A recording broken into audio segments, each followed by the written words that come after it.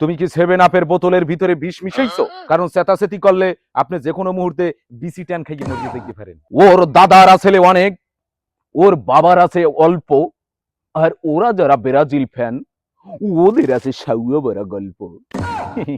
না না না, এ কি ফিফা বিশ্বকাপের হাল। এরকম যদি চলতে থাকে দীর্ঘকাল তাহলে ও লেরের কাপ নেওয়ার থেকে না নেওয়া ভালো। সেনাপতি আদেশ করুন মহারাজ। তুমি রাজ্য থুইয়া কোথায় ড্যাশ মারা খাও? রাজ্যের কি তোমার কোনো খবর আছে? তোমার লাগে তো আন্তাজ পরিজন বলতে কিচ্ছু নাই।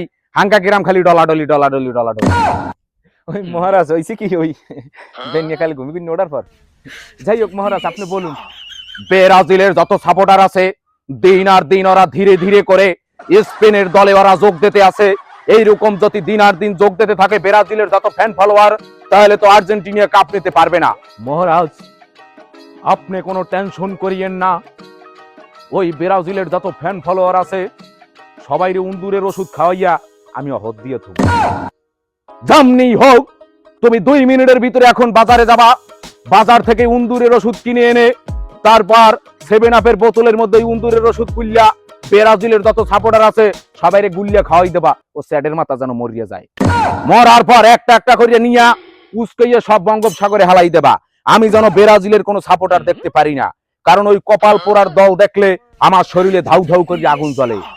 কোনো ব্রাজিল থাকতে পারবে না, দেশে থাকবে শুধু আর্জেন্টিনা আর আর্জেন্টিনা।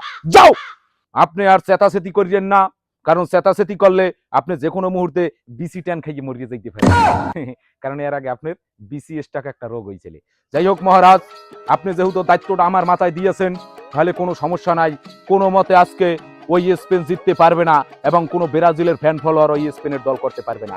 আমি এক্ষুনি উন্দুরের ওষুধ 7 আপের লাগে গুলিয়া খাওয়াইতেছি। 2 মিনিট মহারাজ। সেনাপতি তুমি কি 7 আপের বোতলের ভিতরে বিষ মিশাইছো? মহারাজ আপনি কোনো টেনশন করিয়েন না। আপনার হুকুম অনুযায়ী আমি আপনার হুকুম পালন করেছি। আমি ওদেরকে 7 আপের মধ্যে উন্দুরের ওষুধ গোলাইয়া এইবার খাওয়াইতেছি। আপনি ঘন্টা নেফার রেজাল্ট পাইবেন। অসংখ্য ধন্যবাদ। যাই হোক সেনাপতি, তুমি হয়তো ওদের ইতিহাস জানো না, ওই ব্রাজিলদের ইতিহাস জানো না। ওই ব্রাজিলদের ইতিহাস যদি তুমি জানো তোমার বিসি কান্দে উঠে। আপনি এই ঘটনাটা একটু আমাকে খুললে বলেন মহারাজ, আমার শুনতে অনেক ইচ্ছে করতেছে মহারাজ ওই ব্রাজিলদের ইতিহাস। তুমি তাহলে আমার কাছ থেকে শোনো। ওর দাদার আছে অনেক, ওর বাবার আছে অল্প, আর ওরা যারা ব্রাজিল ফ্যান ওদের আছে সাউয়া বড় গল্প। আসাইলেন মহারাজ, ওগো গেইন পেত্তো বলতে কিছু নেই, বলে একবার খালি পেত্তো গেছে পড়িয়া। ওই ব্রাজিল যেন কোনো মতে স্পেনের দল না করতে পারে। যদি কোনো একটা ব্রাজিলের সাপোর্টার স্পেনের দল করে, একটা একটা করে ব্রাজিলের সাপোর্টার ধরে কতল করে ফেলাবো।